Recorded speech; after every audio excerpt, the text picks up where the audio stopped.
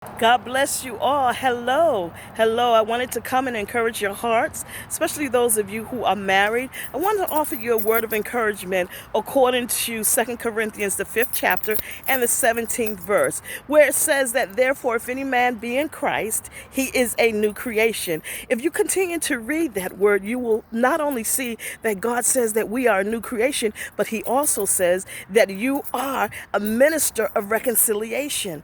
So what does that mean to you as being married? How does that pertain to you and your marriage? Well, if you continue to read on, it also says that God put the word of reconciliation in our mouth. The word of reconciliation is in your mouth, and that it is God who was in Christ reconciling the world to himself.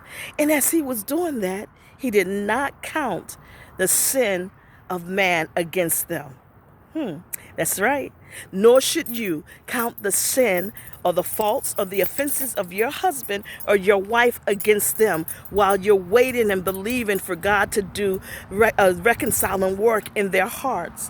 While you're waiting for reconciliation of your marriage, you're not to hold on to any faults that your husband or any sins that your husband or wife is committing against you nor against God. But you ought to be persistent in prayer. You ought to faithfully pray. You ought to faithfully forgive. You ought to do the work in the ministry of reconciliation, which means you ought to be patient, serve with an attitude in the heart of patience. Out of patience, be forbearing, be forgiving, be loving. Show forth the love of God. Show forth love, the kind of love that does not hold or keep a record of the things that is done against it. That's what Corinthians says. 1 Corinthians says that love bears no record or keeps no record of all the wrongs that is done to it, nor should you. Listen, know this, that it is the ministry of reconciliation that will yield forth the fruit of reconciliation. So continue to do the work and allow God to do the miraculous.